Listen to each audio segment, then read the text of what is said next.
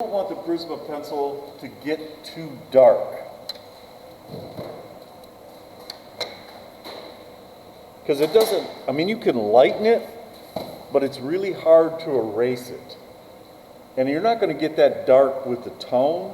So now that I have everything kind of mapped out with the Prisma pencil, and look, I noticed I've just done like broken, very faint marks for the hair, just so I can kind of find my way around. The eyebrow is just a single light line. I didn't outline the outside of the eyebrow. And the eyebrow is, do it as straight lines.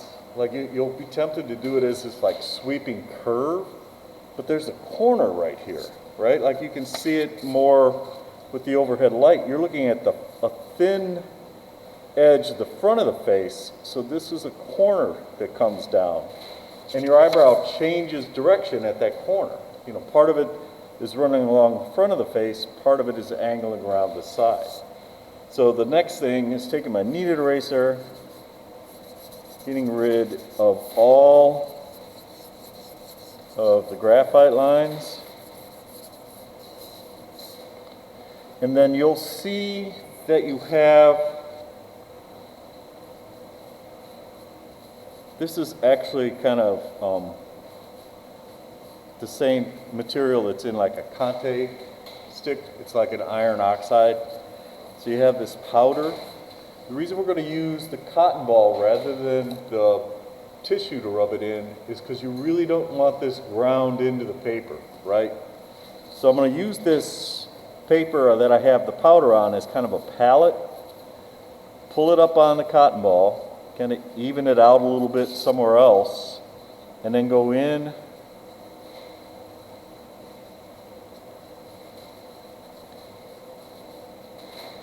and you're going to have to go back to this pretty often. If you need more powder, there's some up here by this pencil sharpener, and there's also some back by that one. But it's easy for it to become, you know, like instead of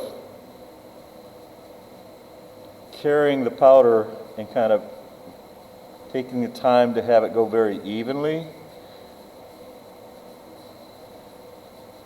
I'm not going darker where this is darker. I'm going to do all that by adding tone and using the eraser. So I don't want to try to go light and dark in different areas. It'll end up getting kind of spotty if you do that. It's easy for it to, instead of having a nice even tone,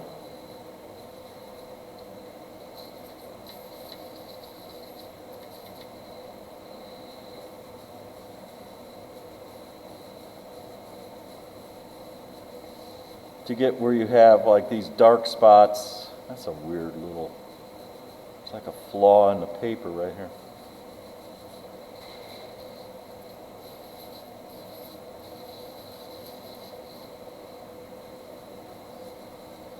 And I'm going to get dark and light there, so I'm hoping that flaw won't show up. But there's like a rough spot in the paper. Looks like something scuffed it.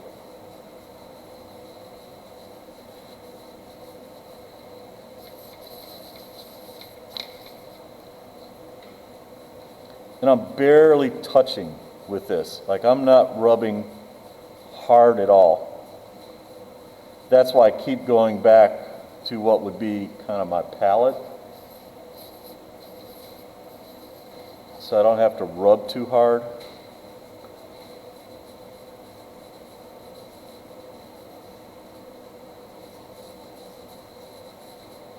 There's another spot. Looks like something scraped it. Well, hopefully.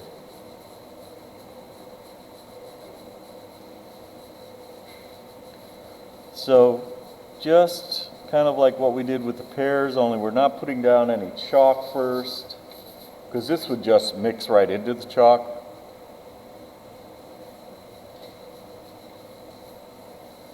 And again, I'm using a very light touch with it. And I'll just kind of let it fade out. And I'm going a little bit further than I need to in the areas of the hair, just so I can kind of, if I want, take that further and kind of break it up to kind of extend it off further. Because I'm not going to let that, the hair is not going to have a hard edge anyway. So, having done that, I want to get rid of the excess.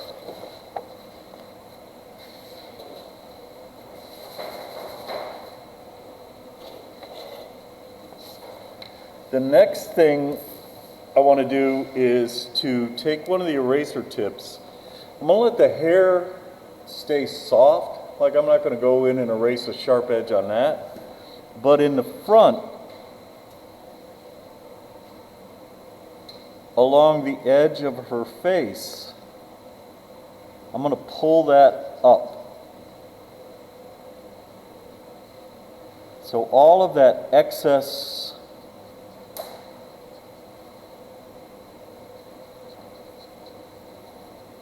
tone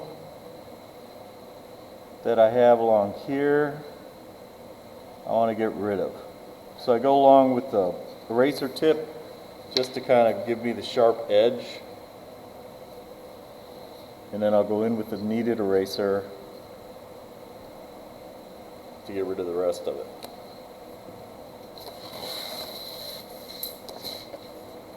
The reason I want to do that is right now it'll come up fairly easily. I took off some of her nose, I gotta put that back.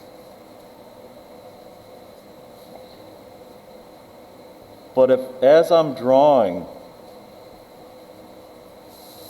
I rub that area or I get my hand on it, I'll grind it into the paper, and then it won't come up.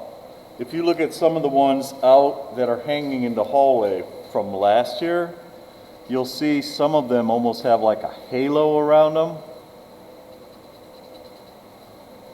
That's either because they rubbed too hard and they could not erase it up afterwards, or it's because they didn't erase it up right away, and in the process of working it, they kind of rubbed it and ground it into the paper, and then it didn't come up. Let me get some tissue here. So then I'm going to start pulling up the lights on this. And I want to focus on the ones that make it look three-dimensional. So in the photo, so I'm not worried too much about, you know, if there's variations in the skin tone or something like that. What I'm looking at is how the cheek catches light, the top of the nose catches light. So how the lights and darks are attached to the features, right? So they're not just random lights and darks. If you have strong overhead light, the upper eyelid's going to catch light, front of the forehead, cheek. Your cheek is high. The high point of your cheek is right below your eye. Like it's no further down than what your brow is up. I mean, it purposely is like that to keep things from hitting in the eye. So this is where I take the eraser tip, and it's kind of like what we did with the pears in that I'm not able to control it exactly. So I'm going to pull it up, and it's actually going to be kind of a little larger at first.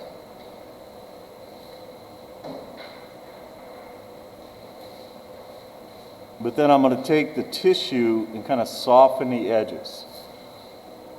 Your cheek starts like right at the corner of the eye. Like the brow will get dark as it kind of bends around, but right at the corner of the eye and kind of bending around the lower eyelid is where the light part of the cheek comes in.